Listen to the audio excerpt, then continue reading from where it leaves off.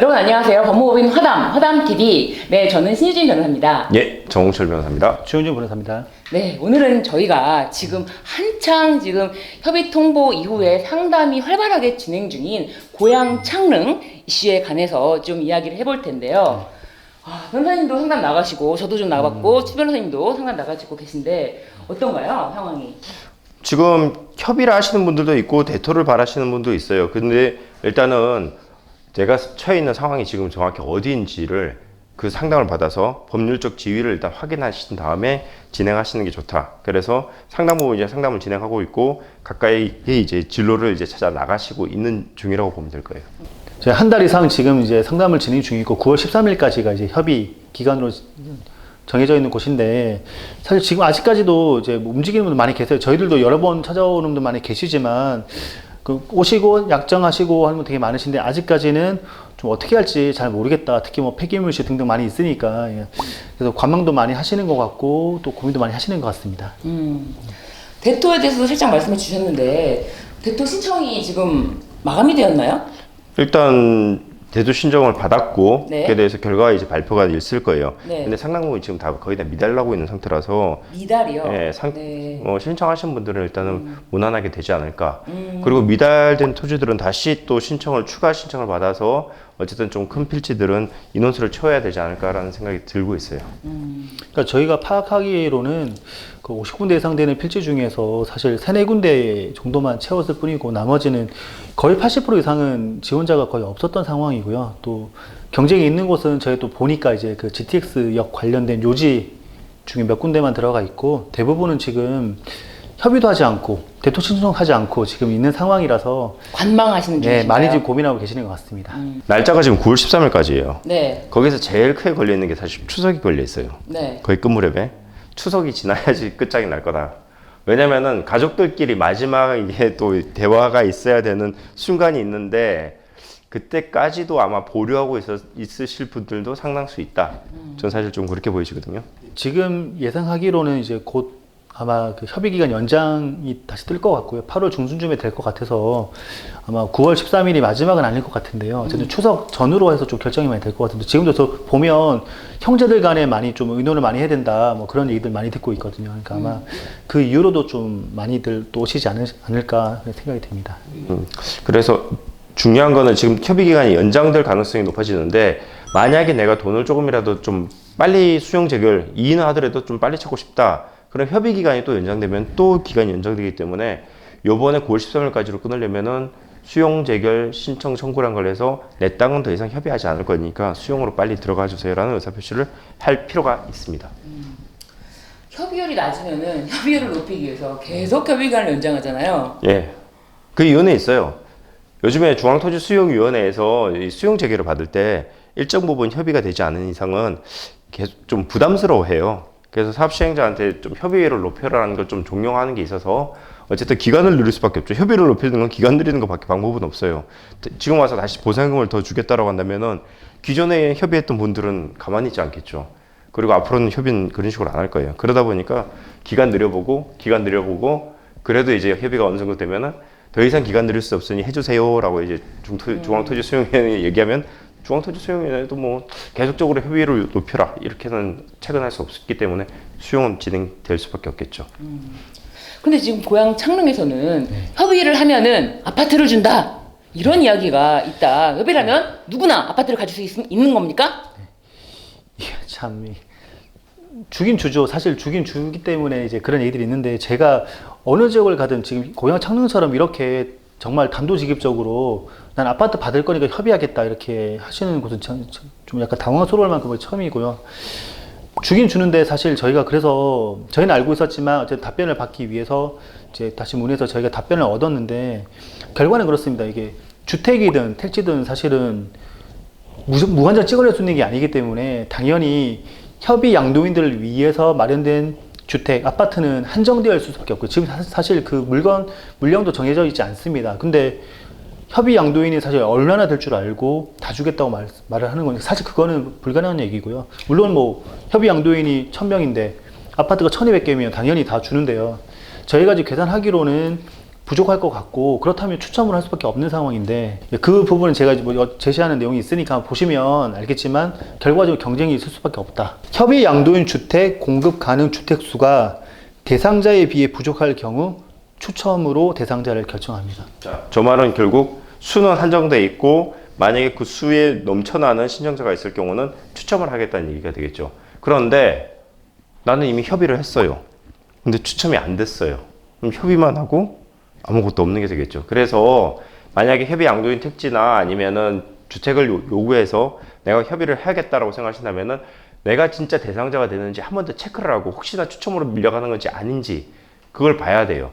그러다 보니까 또 협의를 또 늦게 할 수밖에 없어요. 왜냐면 지금 협의를 덥석했는데 된 줄 알고 했는데 나중에 뒤에 숫자가 차서 결국은 추첨해야 된다면 이거 왜? 이런 식이 되니까 자꾸 협의를 미적거릴 수밖에 없는 또 계기가 돼요, 사실은. 그러니까 이게 협의 없는 주택 그 공급 기준을 또 면적 기준을 또 낮춰버렸기 때문에 대상자는 더 많이 늘어나게 됐고요. 그러니까 아파트 수는 뭐 한정이라고 치면 대상자가 더 늘어났기 때문에 이게 100% 다 주는 게 아닌데, 그걸 믿고 사실 좀 보상이 좀 부족하다고 생각함에도 불구하고, 또 뒤에 말씀드린 폐기물 이슈가 있음에도 불구하고 난 아파트를 받겠다라고 해서 협의하려는 분들이 계시기 때문에 제가 이 말씀을 드리는 겁니다.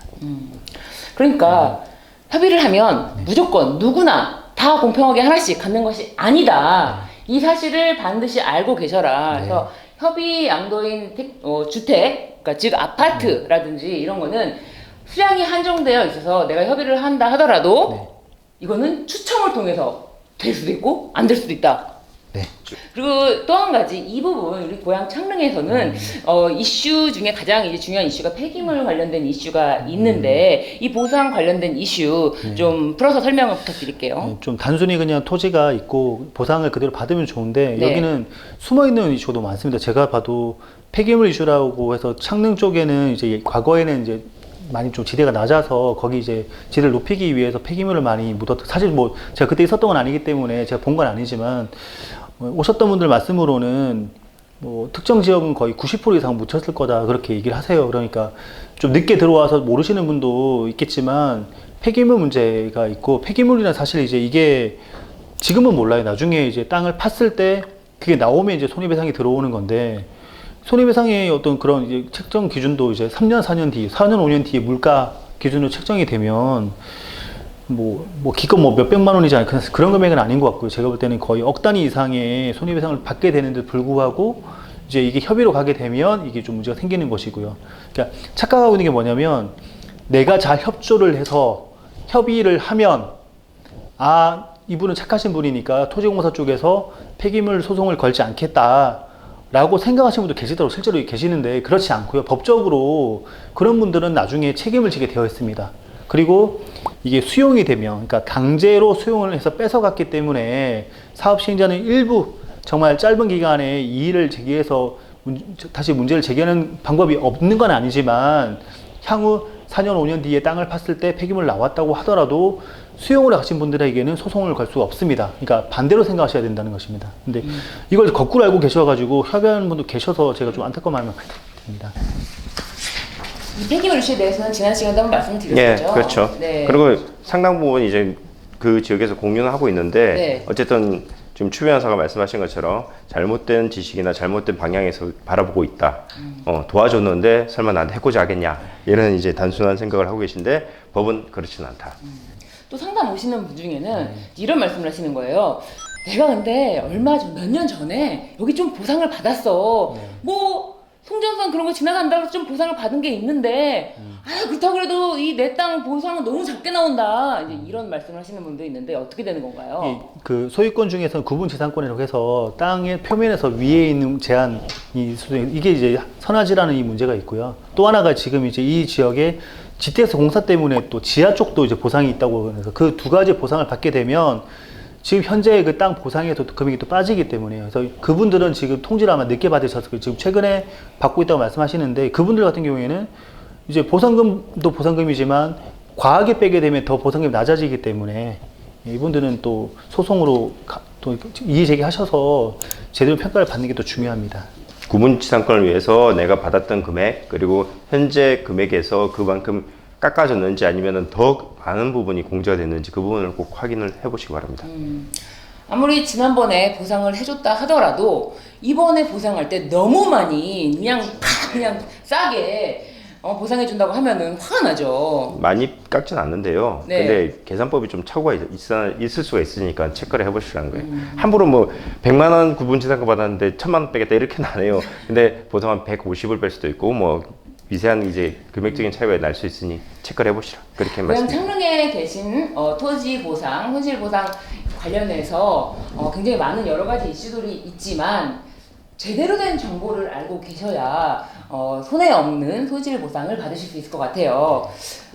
지금 그리고 또 한 가지가 이제 협의율이 낮으면 말씀하신 것처럼 계속 협의율을 높이기 위해서 어느 정도 기간은 연장될 것 같은데 협의금 자체가 불만인 분들은 협의 기간이 연장된다고 협의를 할 수가 없잖아요. 지금 이게 제가 네. 좀 말씀 꼭 드릴 게 있는데 네. 협의 기간이 연장되면은 그 연장된 기간만큼 내 보상금을 늦게 받는 게 아니라 훨씬 더 늦을 수가 있어요.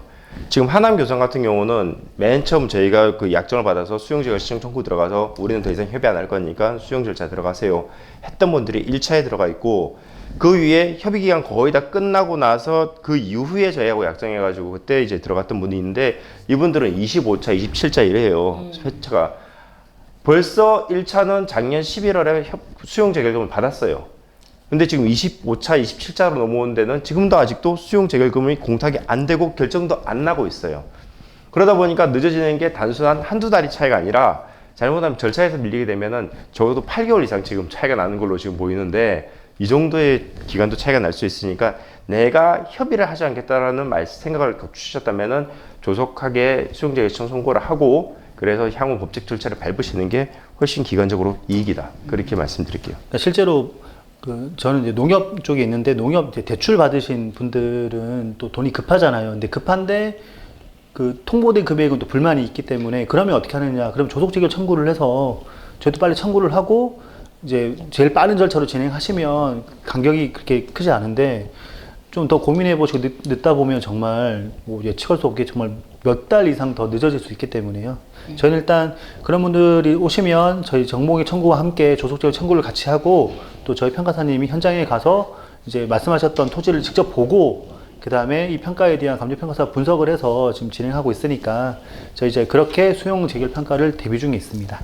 고향 창릉 굉장히 지역도 넓고 여기 이제 계시는 분들에 대해서 보상금 관련해서도 이슈가 여러 가지가 많은데 오늘 내용을 좀 간단하게 마지막으로 정리해 주시면 어떨까요? 첫 번째는 협의 기간이 길었기 때문에 내가 어느 위치에 서야 되는지 많은 시간이 주어지면은 빨리 정하지 못해요. 그래서 여기도 가보고 저기도 가보고 그래서 지금 협의도 잘 하지 않고 어떤 절차를 밟지도 않고 그런 지금 공주에 떠 있는 상태가 상당히 많습니다. 근데 이게 이제 두 가지로 정리가 될 거예요. 첫 번째는 내가 보상금 더 이상 안 받겠다. 그래서 수용으로 가겠다라는 분이 있을 수 있고 또 한편으로는 지금 현재 재정착을 위해서 각 대책위에서 대토 사업을 활발하게 하고 있어요. 거기에 또 같이 참여해서 차후의 수익을 바라는 것도 하나의 방법이긴 합니다. 저희하고 꼭 보상일만 하는 게 아니라 저희는 그 부분에 있어서 자문을 해드리고 있기 때문에 그런 부분들을 택하시는 것도 방법일 거예요. 이제 점차 내가 서야 되는 자리가 정해지면서 한 걸음 한 걸음 나가는 단계가 들어올 거예요.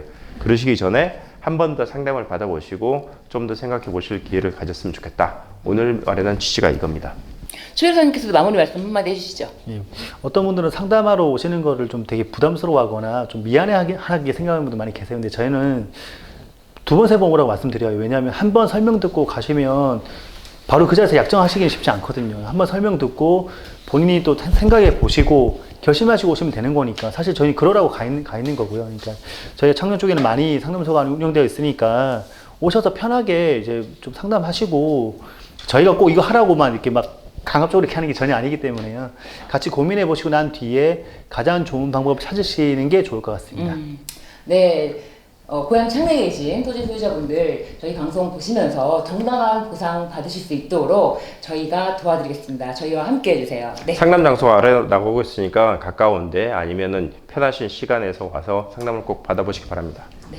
오늘 저희가 준비한 내용은 여기까지입니다. 저희는 또 다음 시간에 더 알찬 소식으로 찾아뵐게요. 여러분 감사합니다. 감사합니다.